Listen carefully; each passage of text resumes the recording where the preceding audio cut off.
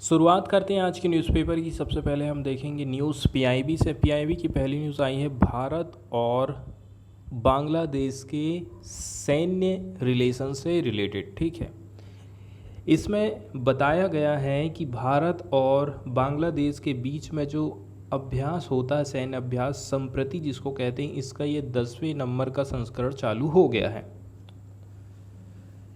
इसकी शुरुआत हुई है बांग्लादेश के जेसोर में। ठीक है, इसकी डेट कब है? इसकी डेट है 6 जून 2022 से ये स्टार्ट हो गया है बांग्लादेश के जेसोर से। सैन्य अभ्यास संप्रति के इस 10वें संस्करण में भारत और बांग्लादेश दोनों की सेनाएं भाग ले रही हैं। ठीक है, 5 तारीख से लेकर के 16 जून तक चलने वाले इस अभ्यास का उद्देश्य है आतंकवाद को रोकना।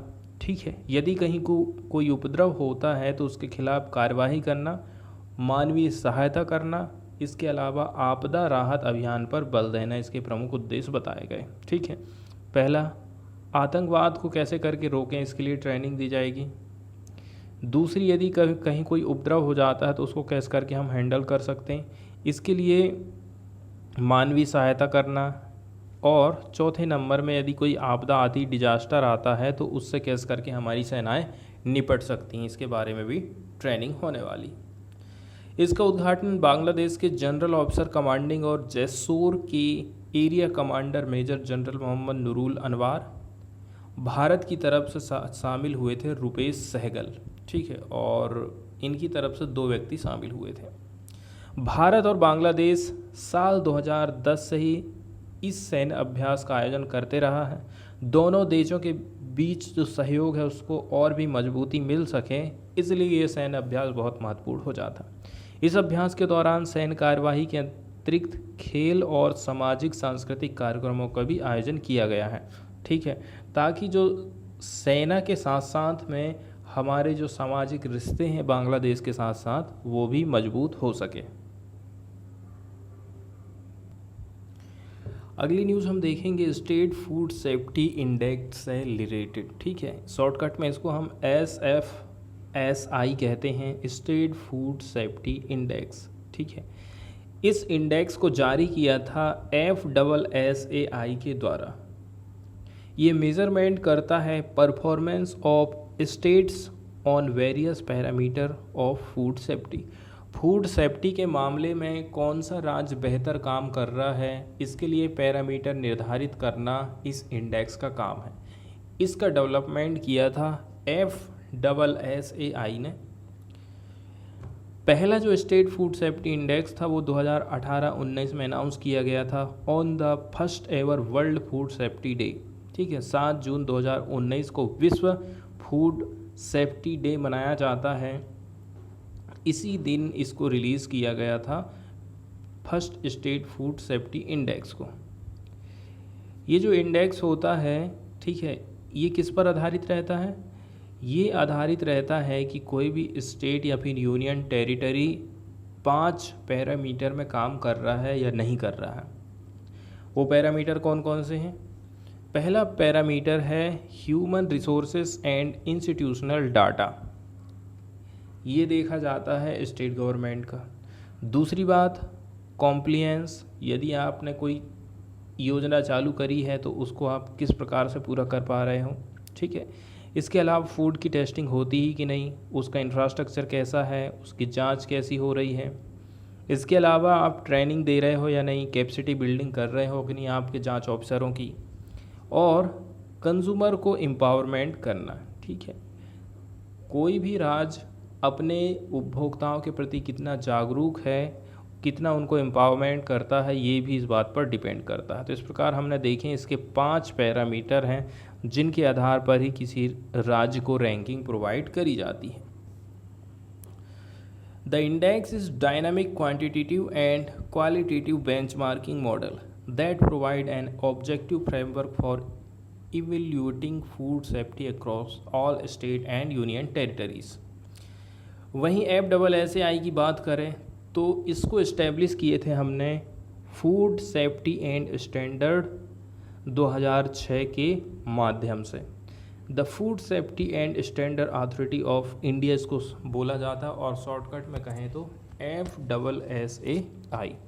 ये हैंडल करता है फूड से रिलेटेड इशू, जिसमें शामिल है इंश्योर करना safe availability of food for human consumption. मतलब कि हम यदि किसी चीज़ को कंज्यूम कर रहे हैं खाने के रूप में, तो वो कितना सेफ़ है, इसको इंश्योर करने का काम कौन करता है? Food safety and standard authority of India. इसकी स्थापना हुई थी 2006 में। ये एक स्वतंत्र निकाय है, स्वतंत्र बॉडी है, किसी के इन्फ्लुएंस में आकर के, किसी के दबाव में आकर के काम नहीं करता है, फ्री होकर के काम करता है।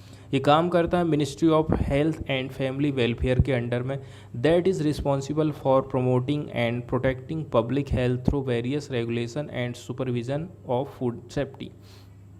लोगों की हेल्थ का ख्याल कैसे करके रखेगा? ये कई सारे रेगुलेशन लेके आएगा, सुपरविजन करते रहेगा, ठीक है। इस प्रकार से हमारी हेल्थ की ये सेफ्टी करता है। अगली न्यूज़ हम देखने वाले हैं CDS से रिलेटेड है ये, ठीक है। तो कुछ न्यू नियम सरकार लेके आई है, जिसमें कहा गया है यदि कोई एक्स ऑफिसर है, मतलब कि रिटायर्ड ऑफिसर है, उसको CDS की पोस्ट हम दे सकते हैं। The government has amended service rules of the army. सरकार ने सर्विस रूल्स चेंज कर दिया है आर्मी, नेवी, एयरफोर्स, और अलाउ कर दिया है रिटायर्ड सर्विस चीफ और 3 स्टार ऑफिसर। ये सारे लोग एलिजिबल हो जाएंगे for the countries top military post, ठीक है। अब यहाँ पर एज लिमिट की बात करी जाती है, that the retired officer should not have attend 62 years, ठीक है। अब जो रिटायर हो चुका ऑफिसर है वो 62 ईयर को प्राप्त नहीं कर सकता है on the date of appointment. Retired service chief are largely ruled out specially so far the present consideration.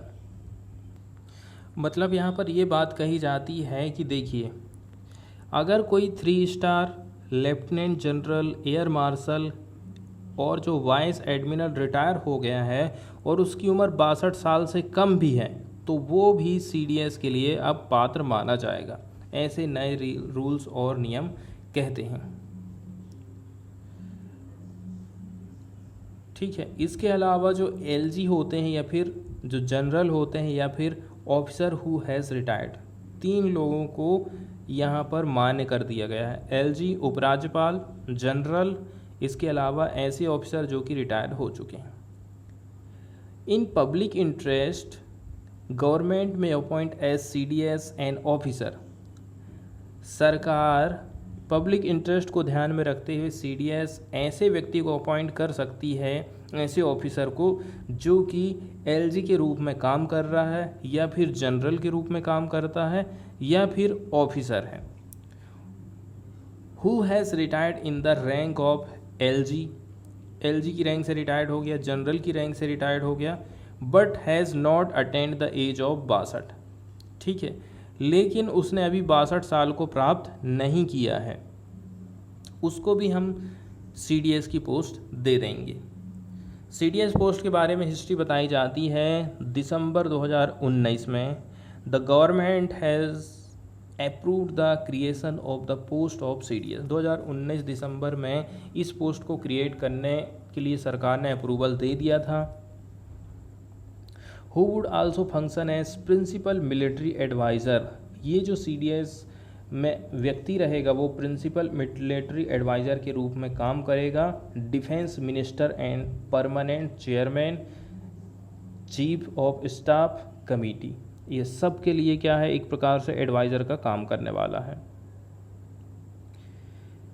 ठीक है। और अतिरिक्त में यदि हम बात करें, the department of military affairs was created as 5th department in the ministry of defence. तो यहाँ कहा जा रहा है कि देखिए, department of military affairs, departments of military affair इसको क्रिएट किया गया था। ये 5वें नंबर का डिपार्टमेंट बन गया था, ठीक है। ये मिनिस्ट्री ऑफ डिफेंस अफेयर है, इसके एक डिपार्ट ये है, दूसरा ये है, तीसरा ये है, चौथा ये है, और 5वें नंबर पर आ जाएगा आपका DMA, department of military affairs. ठीक है, और इसका जो सेक्रेटरी है वो CDS बनेगा। ठीक है, इसका सचिव कौन बनेगा? CDS बनेगा। इसके बाद वाली न्यूज़ हम देखने वाले हैं श्री वेंकटेश्वरा अपना हृदय स्कीम से रिलेटेड। पार्टिकुलर हम साउथ इंडिया की बात कर रहे हैं। ठीक है, हॉस्पिटल में एक फैसिलिटी चालू करी गई है, उस फैसिलिटी का नाम यहाँ पर दिया गया है श्री वेंकटेश्वरा अपन हृदय स्कीम। तो इसको किसने लॉन्च किया है? तिरुमाला तिरुपति देवस्थानम्स, TTD ने लॉन्च किया है Shri Venkateswara Apna Hriday scheme at its Padmavati children heart centre in Tirupati. Tirupati में TTD ने श्री वेंकटेश्वरा अपना हृदय स्कीम को लॉन्च किया है Padmavati children heart centre Tirupati में। With an intention to accept donation. ठीक है, आखिर इसको स्थापित करने का उद्देश्य ये है कि यदि कोई गरीब व्यक्ति है, उसको यदि कोई मदद करना चाहता है डोनेशन के माध्यम से, तो ये सुविधा उसकी काफ़ी हेल्प करने वाली है। ठीक है, इससे वो डोनेशन को एक्सेप्ट कर पाएगा। That shall support the cost of consumables such as medicine, oxygen generator, surgical material and implants needed for cardiac surgery perform on newborns. ये सारी जो चीज़ें हैं इसको फुलफ़िल करने के लिए ये सुविधा चालू की गई है। दूसरी बात ये है कि ये जो संस्था है इसने अमाउंट को फिक्स कर दिया है। जो डोनेशन का अमाउंट है प्रत्येक कार्डियक सर्जरी के लिए या फिर इंटरवेंशन के लिए 1 लाख रुपए ही आप दे सकते हो, ना तो इससे कम और ना ही इससे ज़्यादा। इसके अलावा in an attempt to encourage, मतलब कि जो डोनर्स होते हैं, it has decided to display the name of philanthropist. मतलब कि यदि कोई व्यक्ति दान दे रहा है, जिसको हम फिलान्थ्रोपिस्ट बोल रहे हैं, उसका मतलब होता है परोपकारी, समाज सेवी या फिर जनहितैषी। उस व्यक्ति का नाम हॉस्पिटल में डिस्प्ले किया जाएगा, नाम दिखाया जाएगा कि इतने रुपए का दान इन्होंने दिया है। पेडियाट्रिक हॉस्पिटल मई 2020 की बात करी जा रही। इस हॉस्पिटल की भी शुरुआत ऐसे टाइम में हुई थी जब कोई नया बच्चा जन्म लेता था तो उसके जो हार्ट से संबंधित डिफेक्ट थे ना, वो बढ़ते जा रहे थे। ऐसे समय में पेडियाट्रिक हॉस्पिटल की शुरुआत होती है मई 2020 में।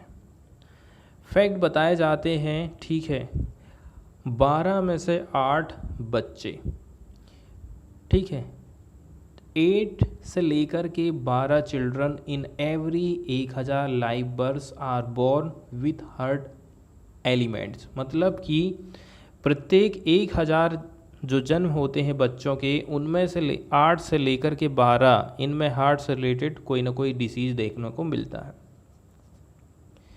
1/3 of them need life saving intervention. उसमें से 1/3 तो कुछ ज़्यादा ही रहते हैं जिनको ज़रूरी रहता है कुछ लाइफ सेविंग इंटरवेंशन करने की।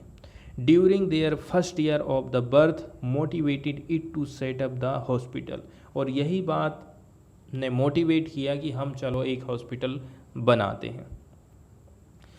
प्रेजेंट टाइम में हॉस्पिटल के पास 70 बेड हैं, 40 ICU केयर बेड्स हैं, 3 लेमिनार फ्लो ऑपरेशन थिएटर हैं, ठीक है।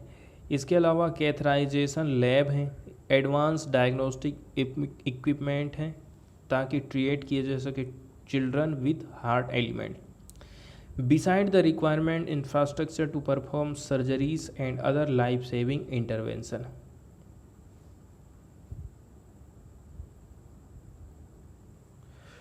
फूड सेफ्टी इंडेक्स के बारे में हम जानकारी देख चुके हैं, अब हम देख लेते हैं न्यूज़, ठीक है। इस साल जो फूड सेफ्टी इंडेक्स है इसमें तमिलनाडु ने टॉप करा है, गुजरात, महाराष्ट्र इसके बाद आते हैं, ठीक है। तमिलनाडु ने टॉप किया है 20 large state in term of food safety according to the 4th state food safety index a look at the top 10 state. ठीक है, टॉप 10 में जो राज्य हैं उनके नाम यहाँ पर बताए गए हैं। तमिलनाडु को 82 स्कोर मिला है, गुजरात को 77, महाराष्ट्र को 70, हिमाचल प्रदेश को 65, वेस्ट बंगाल को 58। ये जो स्टार लगा हुआ है वेस्ट बंगाल, उड़ीसा और Uttar Pradesh. Ranks 5 and 8 were shared by 2 states each. तो टॉप 10 के यहाँ पर नाम बताए गए हैं, Tamil Nadu, Gujarat, Maharashtra, Himachal Pradesh, West Bengal, Madhya Pradesh, Kerala, Uttarakhand, Orissa, Uttar Pradesh, Karnataka, Rajasthan. Star star लगा है ना, उनमें जो रैंकिंग है वो एक सी दी गई। जैसे कि वेस्ट बंगाल भी 5वें नंबर पर है, मध्य प्रदेश को भी एक सा नंबर मिला है 58.5, मध्य प्रदेश को भी 58.5। वहीं पर उड़ीसा और उत्तर प्रदेश 54.5, 54.5, 8वें नंबर पर दोनों। ठीक है, ये 8वें स्थान पर 2 स्टेट, 5वें नंबर पर 2 स्टेट, वेस्ट बंगाल और मध्य प्रदेश। तमिलनाडु ने टॉप किया है स्टेट फूड सेफ्टी इंडेक्स में इस साल। इसके बाद नंबर आता है गुजरात का, फिर आता है महाराष्ट्र का।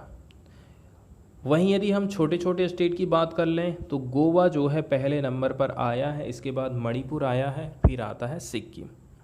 वहीं यूनियन टेरिटरी की यदि बात कर लें तो यूनियन टेरिटरी में फर्स्ट नंबर पे रहा है जम्मू एंड कश्मीर, सेकंड पे है दिल्ली और तीसरे नंबर पर है Chandigarh. Health minister Mansukh Mandaviya facilitate the winners on Tuesday.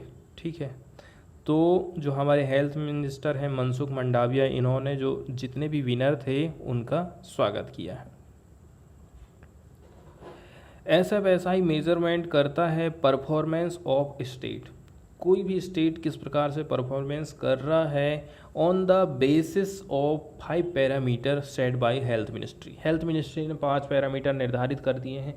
उन पैरामीटर में राज्य को कितने नंबर मिल रहे हैं, वो कितना अच्छा काम कर रहे हैं, उस हिसाब से उनको नंबर दिए जाते हैं। The rating is done by the food safety and standard authority of India. Rating कौन प्रदान करता है? रेटिंग प्रदान करता है FSSAI, food safety and standard authority of India.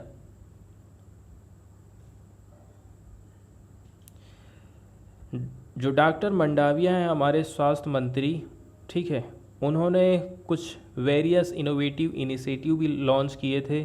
किसके द्वारा?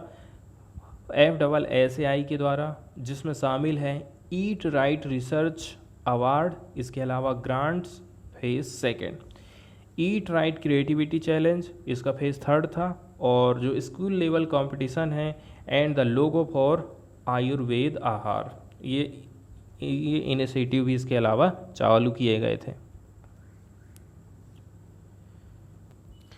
एक्सप्लेनर वाले पेज में बेड बैंक से रिलेटेड एक कॉन्सेप्ट बताया गया, उसको एक्सप्लेन करने की कोशिश करी जाती है। ठीक है, मंडे के दिन फाइनेंस मिनिस्ट्री ने अनाउंसमेंट किया था national asset reconstruction company, national asset reconstruction company और इसके साथ साथ में डेब्ट रिजोल्यूशन कंपनी, दोनों मिलकर के टेक ओवर करेंगे पहला सेट बैड लोन का। ठीक है, और ये बैड लोन कहाँ का है? From banks. इसके अलावा ट्राई करेंगे उसको रिजॉल्व करने की। मान के चलिए ये बैंक है, ठीक है, ये बैंक है, यहाँ से किसी ने लोन लिया है, मान के चलिए 100 रुपये का। ठीक है, अब 100 रुपये का लोन है, व्यक्ति ने लिया है लेकिन उसको पटा नहीं पा रहा है। ठीक है, और ये कोई कंपनी है, इसको पटाने में असमर्थ है। अब बैंक क्या काम कर देगा? ये 2 लोगों को कहेगा कि आप इस लोन को पटाइए।